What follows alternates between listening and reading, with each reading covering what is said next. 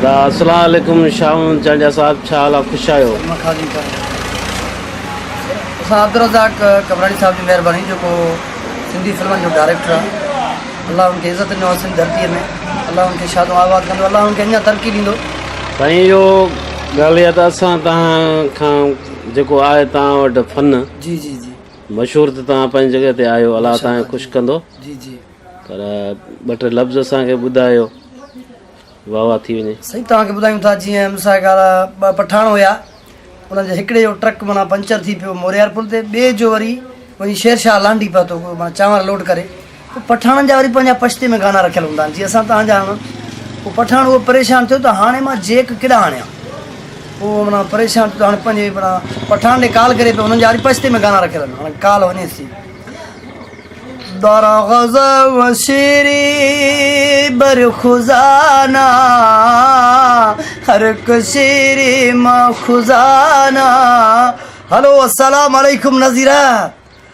वह दारा गजा बरशुदा शुक्र अंदर रशीदा बाईपास 18 पंचर वाला दा मोरो अदा गजूर दा शेरशाह दा लांडी दा रसूल शेख दा छोरी ठन्ना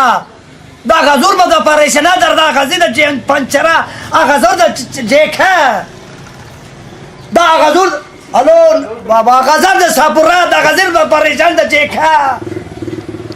हेलो नज़ीरा नेटवर्क बिजी थी जी हम सा गाल नाना पाटिंगर हिकिड़े फिल्म में फांसी ॾींदा उन्हनि जो ॻाल्हाइण स्टाइल पंहिंजो आहे पोइ पंहिंजे लॻे खिलंदो आहे आखिर अंदर मौत का तमाशा देखने ये भाई मुझे फांसी देकर बोला डर हूँ तमाशा देखे चले जाओगे ना क्या क्या नहीं था हमारे पास दादा को 200 एकड़ जमीन 15 घोड़े 8 हाथियां 6 बबर 6 3 बंगले थे 4 में मैं तो गिरी न पई फाको ना करी जी शाहरुख खान जी उनके पे सुबह से तव्हां सवाल कयो जेको हाल आहे डैडी मैं 2 दिन के लिए दिल्ली जा रहा हूँ माँ मैं किरण के बिना नहीं रह सकता किरण तो किसी और की नहीं हो सकती किरण अगर तो नहीं मिलाना माँ आप किरण को समझाइए ना माँ मैं किरण के बिना नहीं रह सकता मैं चला जाऊंगा मुंबई मारा ना इधर मारा रे बीच विवाद क्यों करते रे माँ अगर किरण नहीं मिलाना तो मैं आपको गदा गदा के ठों दूंगा। सही शाहरुख खान सही वाह जलाल चंद बिशी हाँ सही सुन चलो फनकार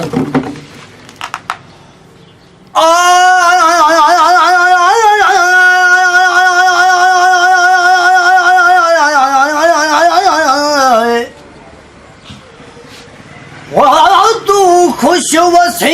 रंग महलन में दोस्तों जो महबूब महलन में रंदो तू खुश वसी रंग महलन में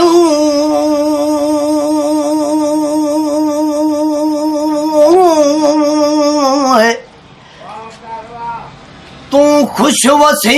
रंग महलन में मुझे गुर्बत दे सास करो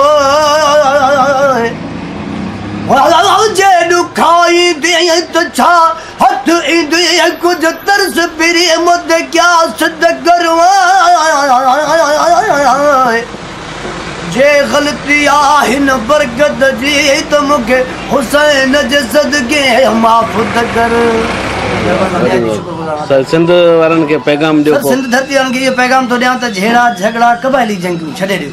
अचो पाण में मोहबत कयो। मोहबत इंसान जी हिकु उहा जुनून आहे जेका कंहिं मंज़िल ते पुॼाईंदी आहे। मोहबत इंसान खे इहा कंहिं मंज़िल ते पुॼाईंदी आहे। ख़ुदा जे वास्ते नफ़रतनि खे ख़तमु कयो क़बाइली झेड़नि खे ख़तमु कयो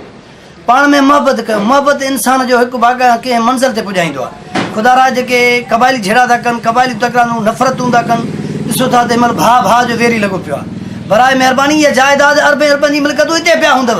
हथे खाली हलंदव ॾिसो सिकंदर जहिड़ा बादशाह हलिया विया। मां उनखे चवां थो अपील थो कयां बराए महिरबानी पंहिंजे बच्चनि खे पढ़ायो। तालीम इंसान जी टी अख आहे। तालीम इंसान जो हौसलो आहे। तालीम इंसान जो जुनून जी जज़्बात आहे। मां निहायती शुक्रगुज़ार आहे जो जंहिं हेतिरो टाइम असांखे ॾिनो आहे। महिरबानी।